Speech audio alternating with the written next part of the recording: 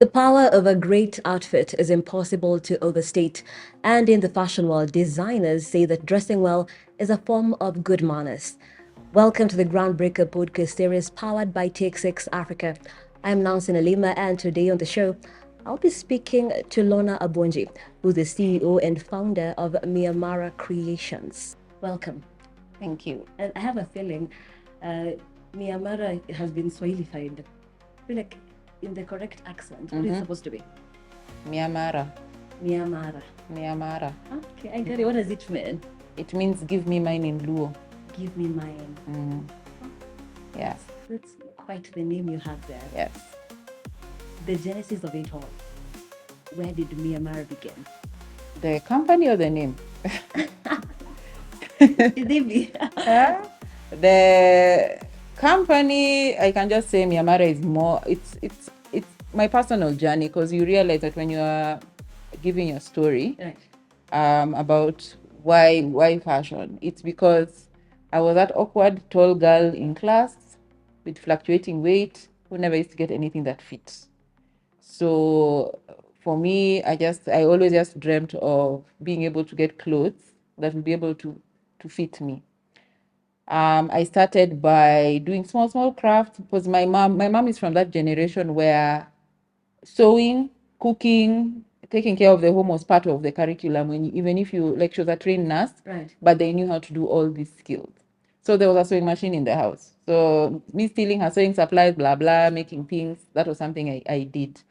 I just didn't know that I'd be able to scale it to the point of making myself any clothes. So by the time I managed to make something for myself, people are like, I really like that.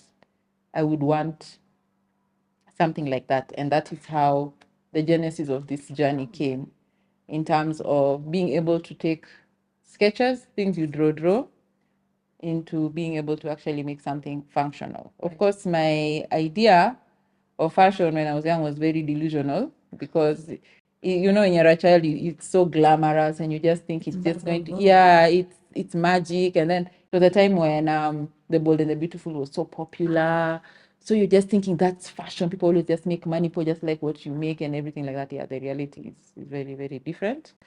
So that's the genesis of Miyamara itself, in terms of the company, because a fashion designer's journey is more than just having a business. It is art. So it's actually expressing yourself through fabric.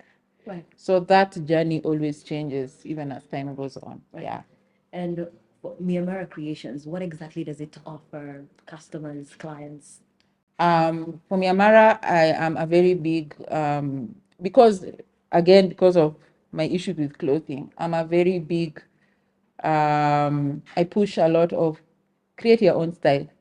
Wear what actually suits you, not what is trending.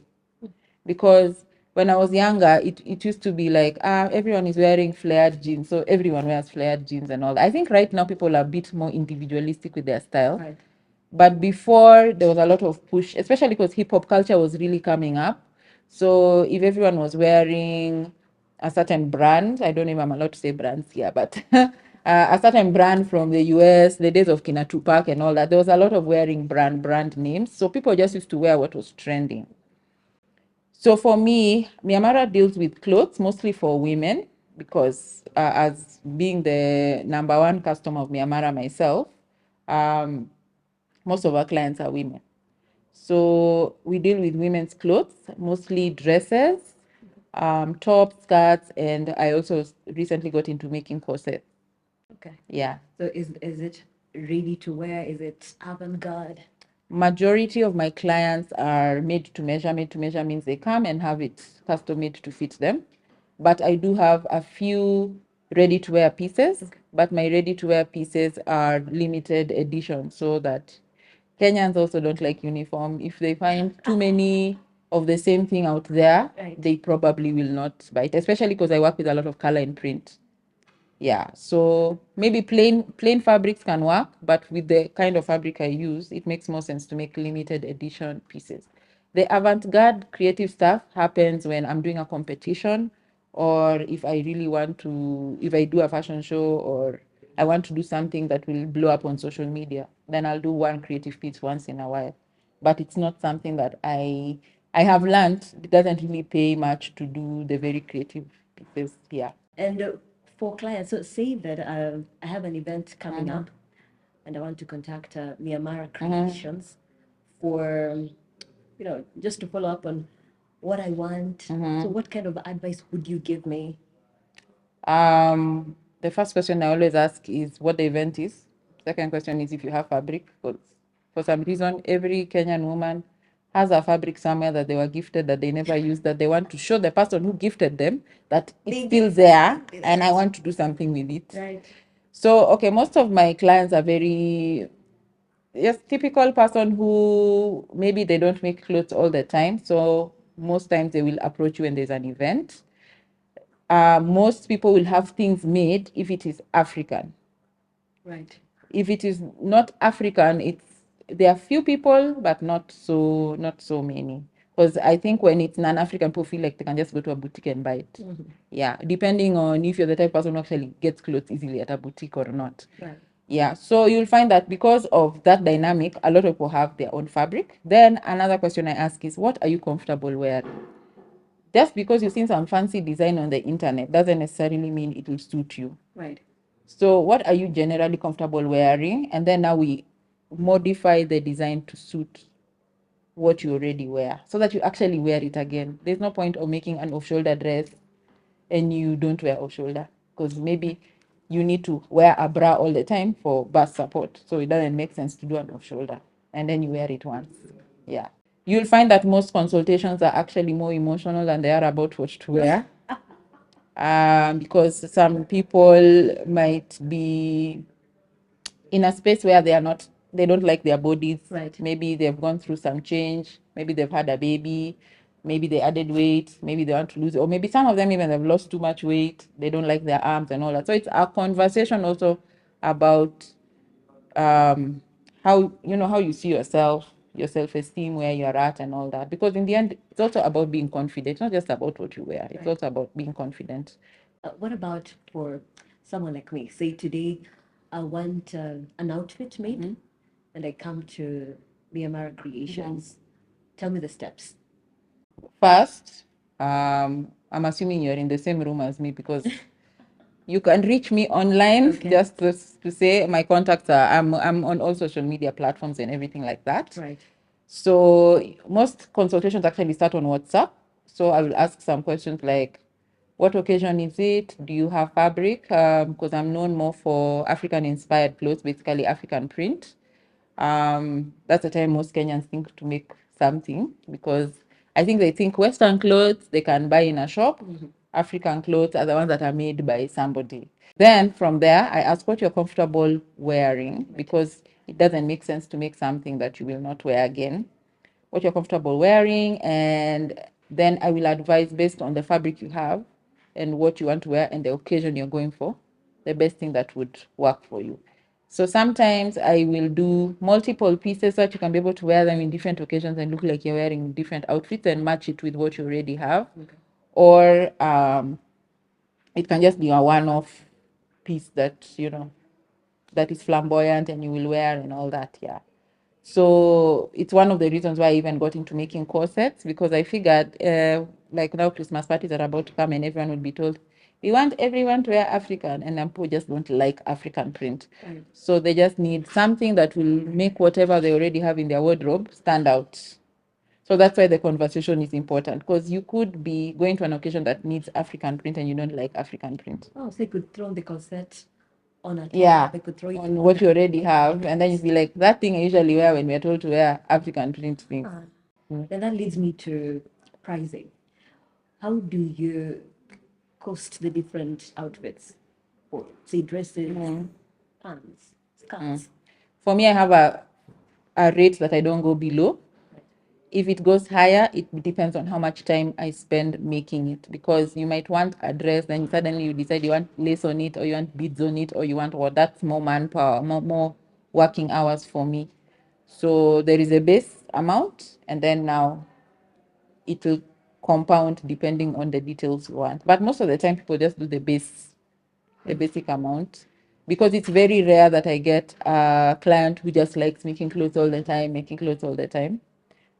So Most people just want something they will wear for that occasion and move on. So unless I get maybe a traditional wedding are the ones where people will ask for more to make the outfits more flamboyant, then you'll find that that now ends up costing more. Yeah. So would you say then that majorly your clients, they feel like bridal No, my clients are bridal guests. bridal guests? Okay. The brides themselves, it really depends because I can do wedding dresses, but it's very rare because I'm not necessarily known as a bridal designer. There are people who've actually cut the niche where they do bridal, so they are known for bridal.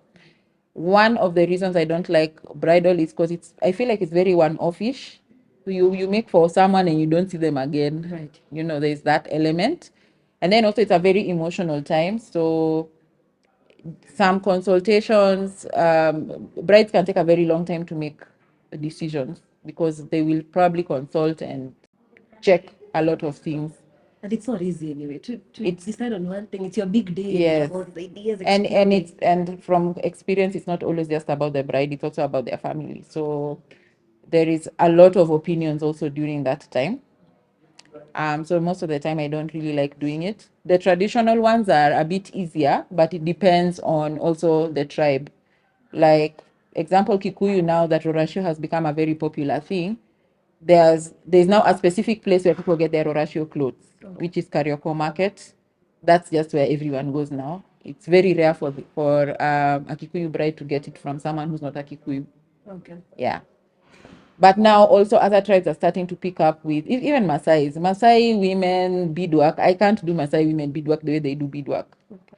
So you'll find that a Maasai bride, traditionally, she will go to a Maasai woman to do the beadwork for them. It makes more sense. They understand the context and the culture and everything like that. Yeah. But on once in a while, especially for Kenyans in diaspora, they're the ones who would come to someone like me because maybe I'm online. They found me online and they say they've seen I've done a few of those kind of things. So they'll come to me because maybe they don't know someone in person in Kenya. Right. And they want to be sure, or they even want the process started before they reach home. Yeah. Talking about even the digital platform, how have you taken advantage of it, well, in your business for the Myanmar creations? I have a website. So I'm also on social media. I think I'm on all social media platforms. I think the only platform I never joined was Snapchat because I was just like, I have no idea. I don't think I care. But I'm on social media. I think Twitter is just a place where I repost things. Right. I post more on Instagram. Facebook is just there because it's one of those platforms that everyone started with.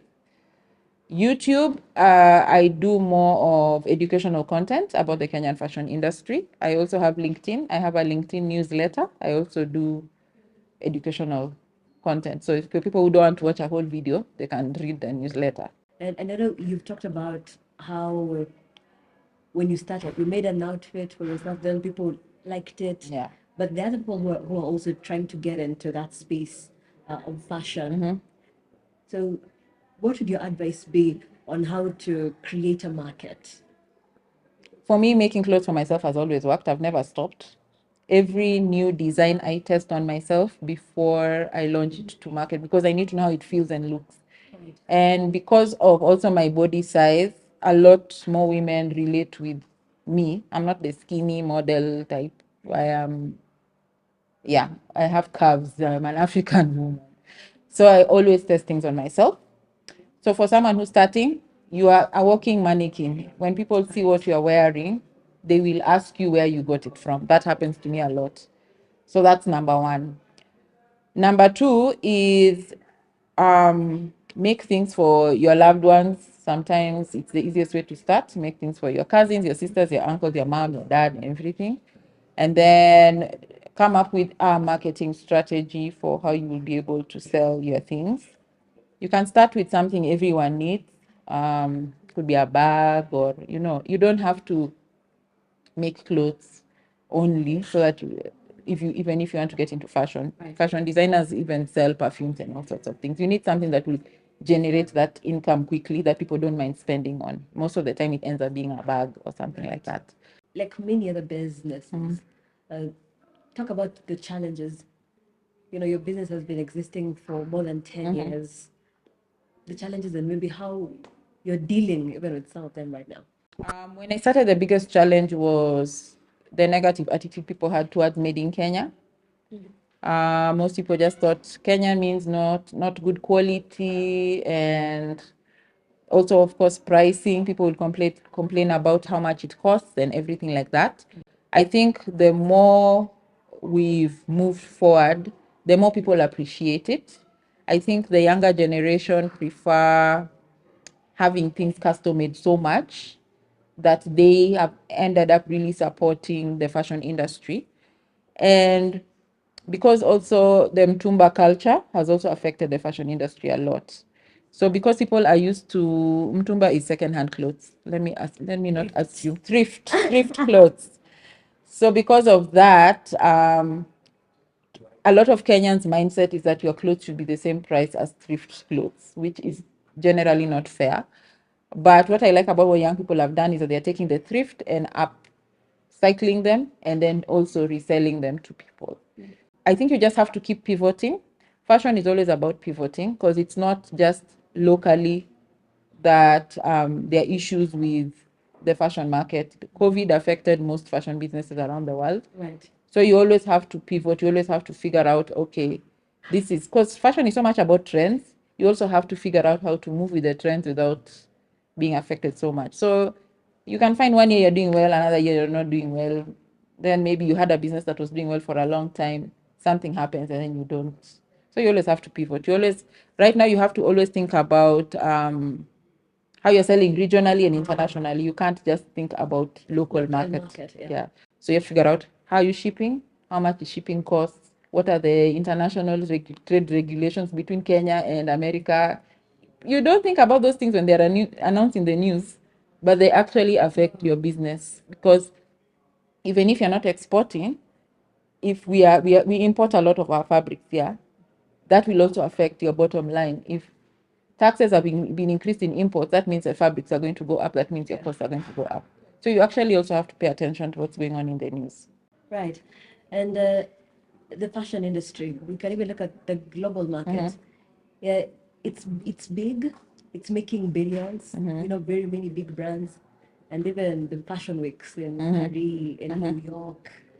So for local designers, uh, do you have such aspirations to be in those big platforms? And what are the steps you're taking? Because I know people who've actually done those events. Right. It's very glamorous and very hype. What people don't understand about Fashion Week, it's let's just say I get into New York Fashion Week because you pay to participate. And they give you a hall. What you're not told is that you are the one who fills the hall. Just because you've gone to New York doesn't mean they're going to fill the hall for you. Okay. So for me, it doesn't make sense unless I was living in the US. It doesn't make sense to participate in a fashion week where I have to spend so much money and I'm not physically able to go there over and over again. I think sometimes we rush it because of the glamour that's associated with Fashion Week. I would start with something like Lagos Fashion Week because Lagos Fashion Week is now becoming a big deal. Right. It makes more sense where it's closer to home. It makes more sense. I still get the experience of doing an international fashion event and decide if it's worth investing in a bigger and bigger brand. A lot of people who you see, maybe they're Kenyans representing Paris Fashion Week and all that, you might find that they've been sponsored, fully sponsored, so they can be able to participate. But what people don't understand about the international market is that you can do Fashion Week this year, you'll have to do it for 5 years before you even get your first order. So they want to see that consistency because they don't want you to be that brand that popped up and disappeared.